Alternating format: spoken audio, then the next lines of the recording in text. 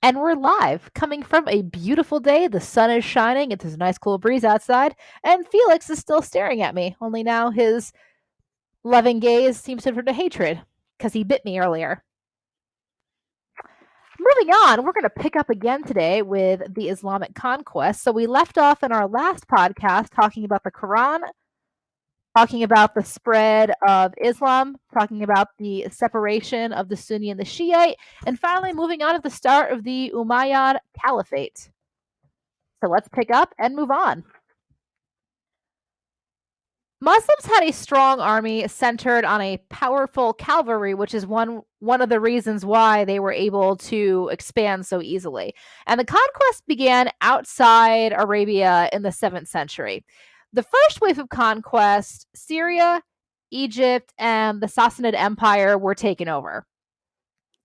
And one of the easiest understandings of why the Umayyad Caliphate was so easily able to advance and how they were able to do this so quickly is because of, well, there's a couple different reasons why. So, number one, Arab forces were organized into regular paid armies.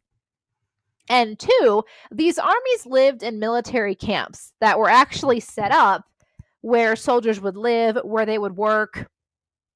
And as a result of this, they don't overrun the countryside, they don't take over the towns. And the Arab Muslims became minority rulers, and they were ruling over a largely non Muslim society that they dominated, they taxed, and they didn't try to convert them. And it's actually this non-conversion that is one reason why Islam becomes so popular and why so many people want to convert.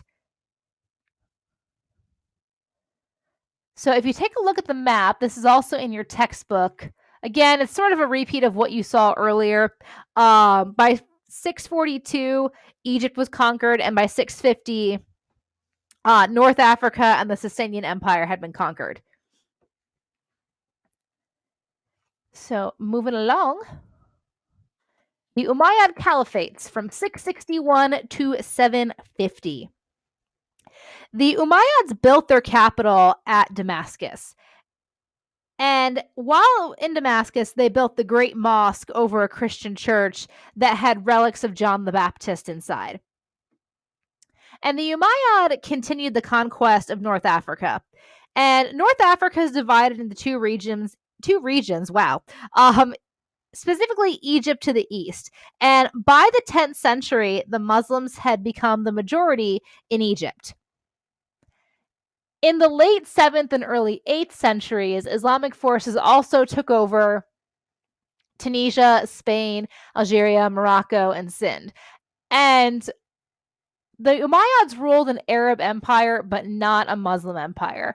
And much like the Sasanians, much like the Byzantines, they administered their territory directly and gradually brought in Muslim bureaucrats and the Arabic language.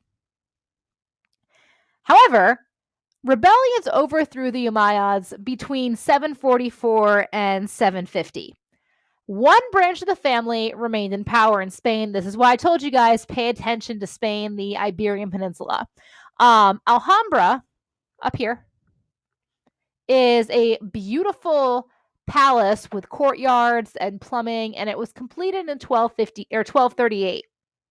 And during the Reconquista, when Ferdinand and Isabel began trying to unite Spain under a joint rule, they began kicking out everybody who is not Catholic, which also includes the survivors of the Umayyads.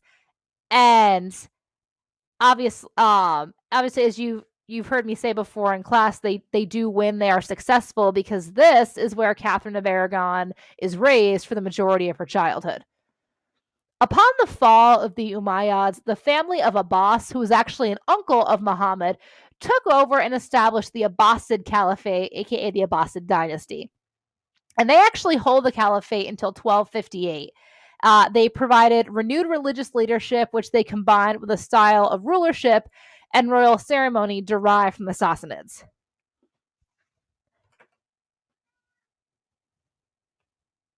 So if you can take a look at their territory. Now, one thing you need to know about the Abbasids is they're going to continue expansion. They expand into Central Asia, and they do build a new capital, which we'll talk about in just a moment. So you can really see the extent of Islam, not even necessarily the extent of their caliphate, but just how far the influence of Islam carries. And I mentioned before, one thing that was appealing to many people was the fact that the Umayyads and the Abbasids didn't force people to convert. The actual conversion process, if they wanted to, was quite peaceful.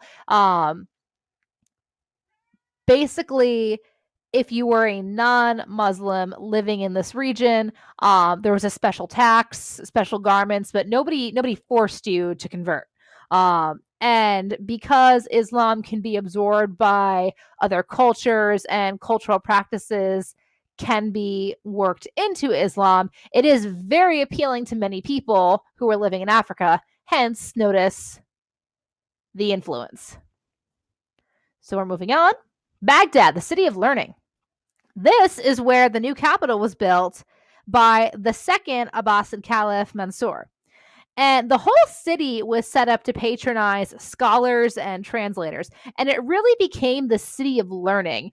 The world's first workable decimal system was actually invented here. And Islamic astronomers invented the astrolabe to calculate the location on Earth. A paper-making factory was also opened sometime between 794 and 795, and the growth of cotton crops spread from Persia to Egypt and West Africa. Baghdad was the center of the Abbasid government.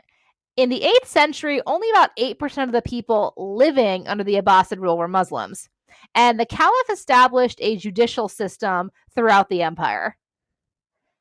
As a result of all of this, the Islamic world saw the rise of a very diverse but a very cosmopolitan ruling elite.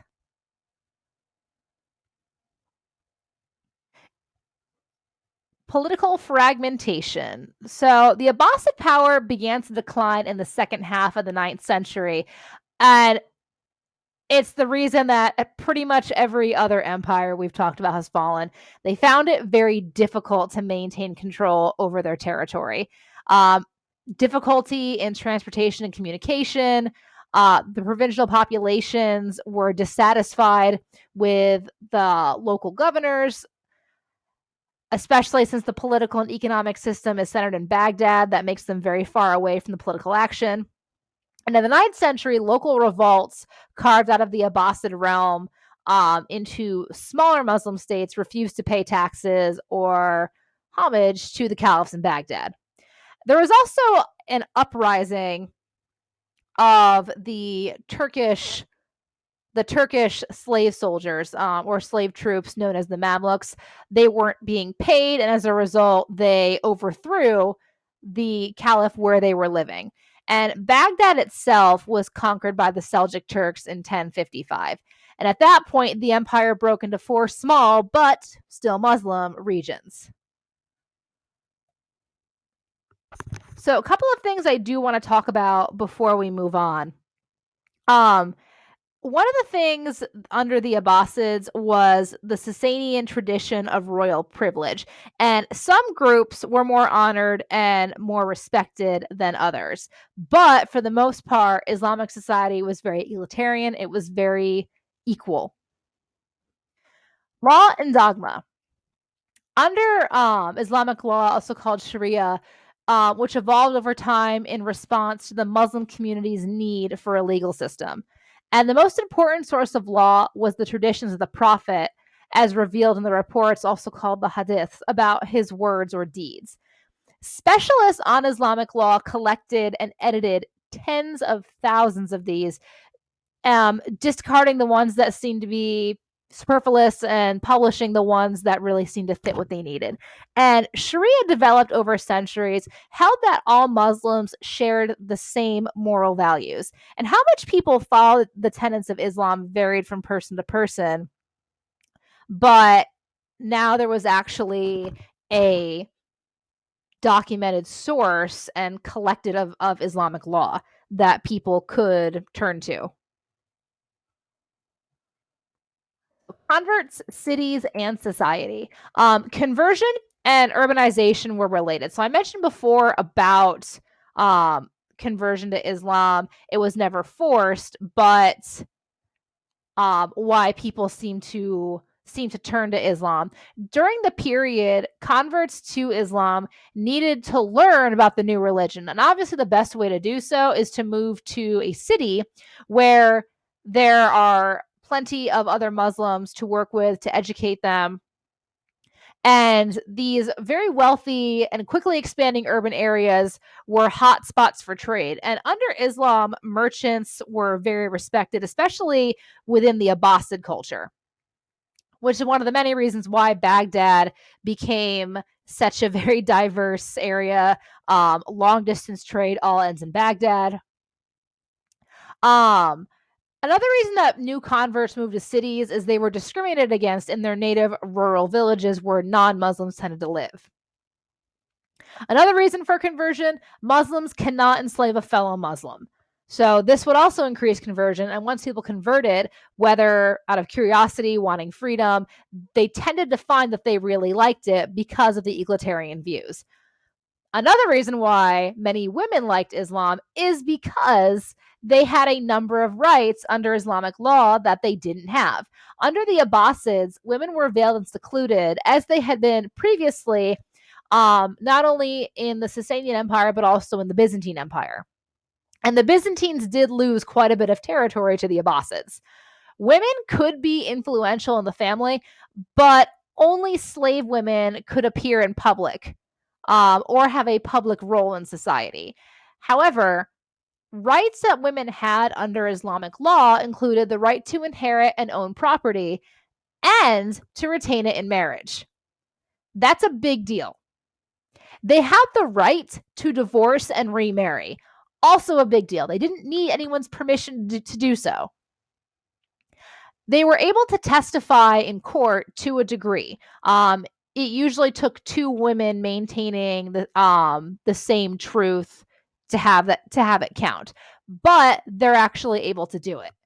And they were also able to go on pilgrimages, which is also something new because as we've studied in a number of religions, women are not allowed to have a place in the religion they practice. Yes, they can pray, they can worship, but that's all.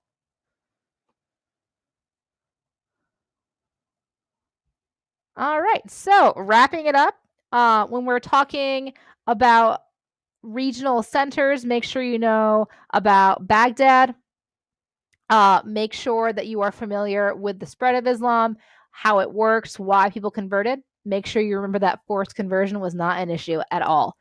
Voluntary conversion only. Whether incentives to convert, yes. But people are not being forced to convert, which is a big difference between Islam and really a lot of other religions that we've studied so far. So if you guys have any questions, shoot me an email. As always, have a great night, guys. Cheers.